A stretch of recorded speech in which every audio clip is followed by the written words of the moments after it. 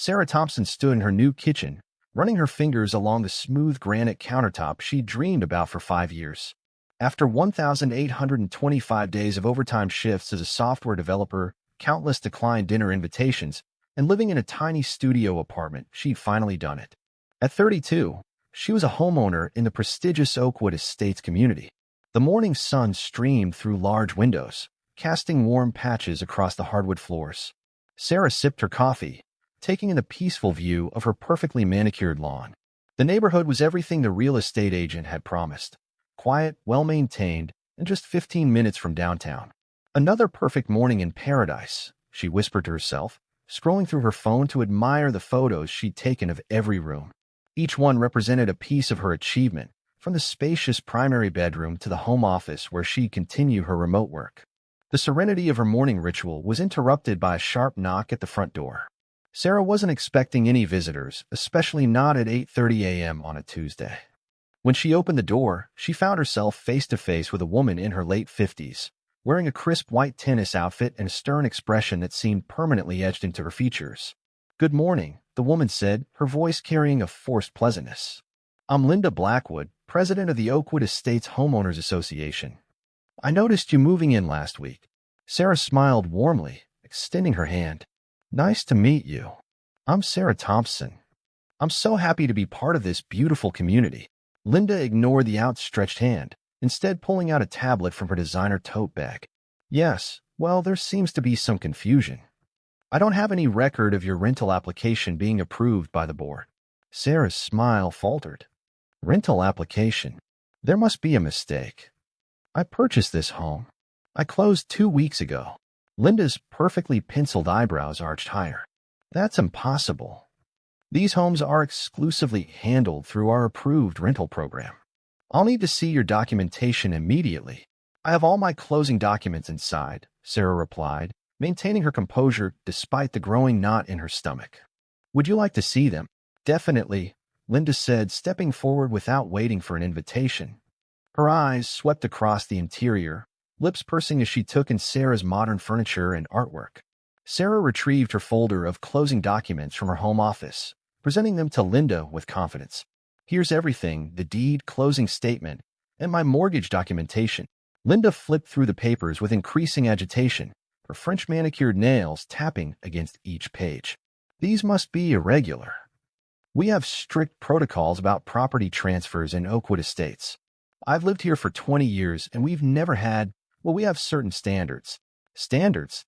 Sarah questioned, her professional demeanor beginning to crack. "Yes, standards. For example, all exterior paint colors must be approved.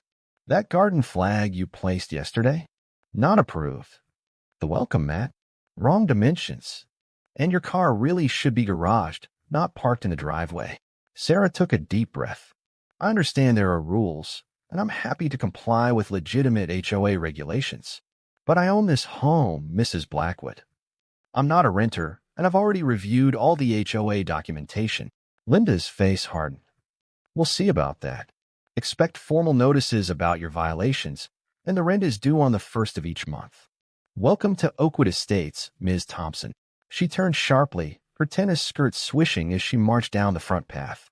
Sarah closed the door, her hand shaking slightly. She'd heard stories about difficult HOA boards, but something about this interaction felt different. More personal. More threatening. Later that afternoon, while retrieving her mail, Sarah noticed Linda speaking with another resident, Diane Wells, a woman in her 40s who had brought Sarah a welcome basket just yesterday. As Sarah approached the cluster mailbox, she overheard fragments of their conversation. "Really, Diane, a welcome basket? We don't want to encourage certain elements. Property values are at stake here." Sarah's mailbox contained 3 envelopes. The first was a standard utility bill. The second was a newsletter from her alumni association. The third stopped her heart for a moment, an official-looking letter from the Oakwood Estates HOA, marked urgent rental payment notice. Walking back to her house, Sarah noticed Linda watching her from across the street, phone in hand, presumably documenting more alleged violations. The dream home she'd worked so hard to achieve was starting to feel like the beginning of a nightmare. Inside, Sarah spread the HOA letter across her kitchen island.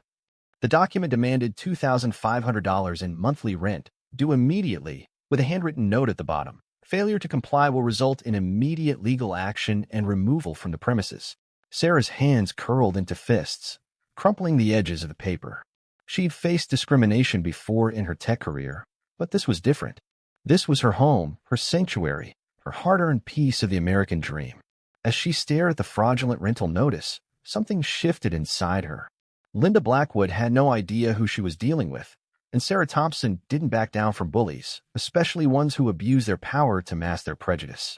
She reached for her phone, opened her contact list, and scrolled to her college roommate's number. Rachel had become a civil rights attorney, and now it was time to put her on speed dial. This was just the beginning, and Sarah was ready for battle. Sarah spent the next morning documenting every interaction with Linda, creating a detailed timeline of events. She'd barely finished her second cup of coffee when flashing lights outside her window caught her attention.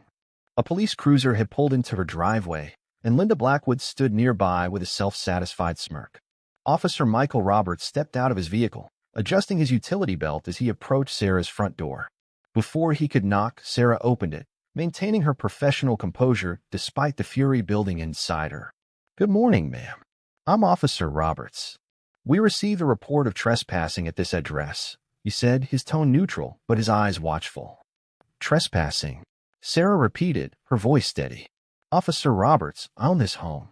I have all my documentation readily available." Linda's voice cut through the air like a knife. "She's squatting. This is a rental property, and she forged documents. I want her arrested immediately." Officer Roberts held up a hand toward Linda. "Ma'am, please let me handle this." He turned back to Sarah. "Would you mind showing me your identification and property documents?"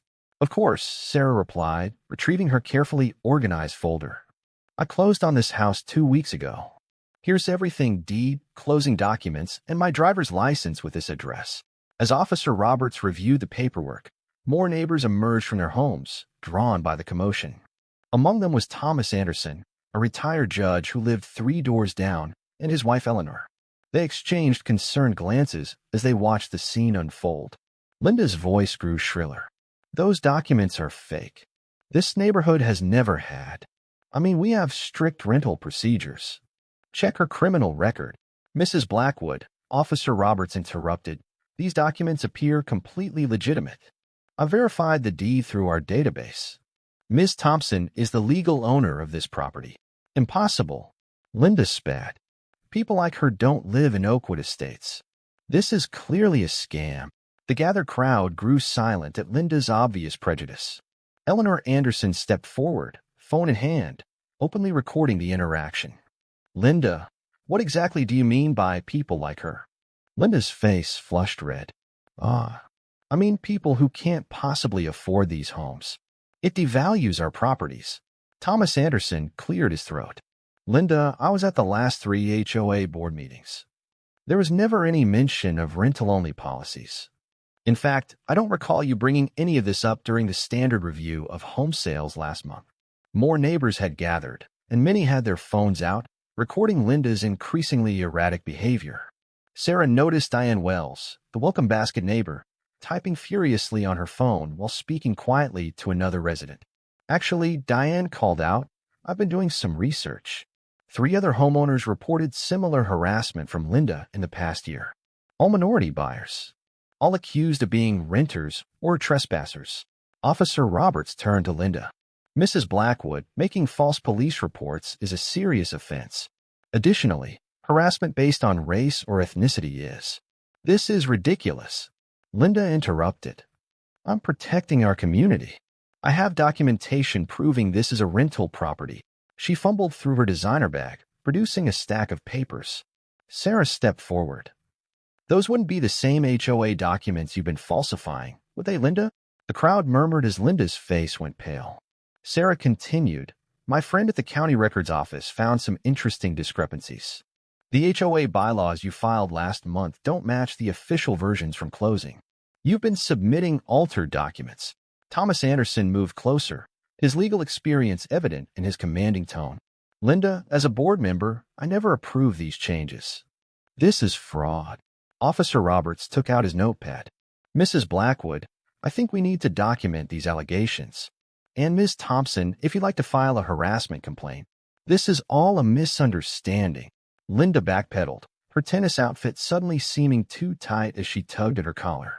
I was just trying to maintain our community standards. By fabricating rental requirements? Sarah asked calmly. By calling the police on legitimate homeowners? By harassing residents based on their race? Diane stepped forward again, her phone screen displaying a community Facebook group. I've heard from the Patels who moved away last year, and the Rodriguezes who sold their house after 3 months. Same pattern. Same false rental claims. Same harassment. Linda's carefully maintained facade cracked completely. You don't understand. These people bring down property values. They don't belong here. I worked too hard to maintain our standards. Officer Roberts spoke into his radio, requesting another unit. Mrs. Blackwood, please stay right here. We need to formally document these accusations of fraud and harassment. As Linda sputtered excuses, Sarah noticed more neighbors approaching, not with suspicion, but with apologetic expressions and supportive smiles. An older woman touched her arm gently. I'm Barbara, HOA treasurer. We had no idea Linda was doing this, but we're going to make it right. The second police unit arrived as Linda's carefully constructed world of discrimination and control began to crumble. Sarah watched as Officer Roberts took statements from multiple neighbors, each revealing their own observations of Linda's pattern of harassment. The crowd had grown to nearly 30 residents, forming a protective circle around Sarah while maintaining a clear distance from Linda. Phones continued recording, documenting every moment of Linda's public unraveling and ensuring that her actions would face full scrutiny. As the morning sun climbed higher, Sarah realized this wasn't just about her anymore. It was about every family Linda had driven away, every dream of homeownership she tried to crush, and every bias she'd hidden behind HOA regulations. The battle was far from over, but looking at the united faces of her neighbors, Sarah knew the tide had turned. Thomas Anderson approached her with his business card. I think it's time for an emergency HOA board meeting. And Linda's not going to like what's on the agenda. The emergency HOA board meeting was scheduled for 7 p.m. in the Oakwood Estates Community Center. News had spread quickly through the neighborhood, and the usually quiet meeting room was packed with residents. Sarah sat in the front row, her laptop open, displaying a meticulously organized folder of evidence. Thomas Anderson, acting as interim board chair, called the meeting to order. Linda sat alone in the corner, her designer outfit replaced by a subdued black pantsuit, her usual confidence shattered. Her attorney, a nervous young man fresh out of law school, kept whispering in her ear. In light of recent events, Thomas began, we're here to address serious allegations against our HOA president, Linda Blackwood. Barbara, please present the financial audit findings. Barbara stepped forward, her hands trembling slightly as she adjusted her reading glasses. During our emergency audit, we discovered numerous inconsistencies. Mrs. Blackwood has been operating an unauthorized rental processing fee scheme. Over the past 3 years, she's collected approximately $175,000 in fraudulent fees from new homeowners, specifically targeting minority buyers. The room erupted in angry murmurs. Linda's attorney stood up. My client reserves the right to. Sit down, counselor, Thomas interrupted. We're not finished. Sarah Thompson, please share your findings. Sarah connected her laptop to the projector. I've compiled evidence from 12 former and current homeowners who experienced similar harassment. Each case follows the same pattern: false rental claims, fraudulent documentation, and discriminatory enforcement of HOA rules. The screen displayed a timeline of Linda's actions, including emails, altered documents, and testimonials. Several residents gasped as they recognized their own experiences in the pattern. Furthermore, Sarah continued, I've obtained statements from 3 real estate agents who were told by Mrs. Blackwood that certain buyers wouldn't be welcome in Oakwood Estates. One agent recorded their conversation. The audio played through the room's speakers, Linda's voice clear and unmistakable, outlining her preferred demographic for the neighborhood. Her current attorney slumped in his chair, while Linda's face turned ashen. Thomas took the floor again. The board has received notice from the FBI's Financial Crimes Unit. They're particularly interested in the missing HOA funds and evidence of wire fraud. Mrs. Blackwood, do you wish to make a statement? Linda stood shakily, her voice barely a whisper. I was protecting our investments. Property values have actually decreased due to your actions, Barbara interjected. We've lost several potential buyers because of your reputation. Oakwood Estates is becoming known for discrimination rather than our award-winning gardens and community programs. The meeting proceeded with a series of votes. The results were unanimous. Linda was removed from the board, barred from holding any future HOA positions, and reported to state authorities for fraud. The board also voted to initiate legal proceedings to recover the stolen funds. As Linda and her attorney hurried out of the meeting, they were met by two FBI agents in the parking lot. The neighborhood watched through the community center windows as Linda was escorted to a waiting vehicle, her perfectly maintained facade finally shattered completely. But the evening wasn't over. Thomas called for one final vote. "We need to rebuild trust and ensure this never happens again," he announced. "I nominate Sarah Thompson for the newly created position of Ethics and Compliance Officer on the HOA board. Her background in software development and data analysis, combined with her demonstrated commitment to fairness, makes her ideal for this role." The vote was unanimous. Sarah looked around the room at her neighbors, faces of every color and background, all united in their desire for change.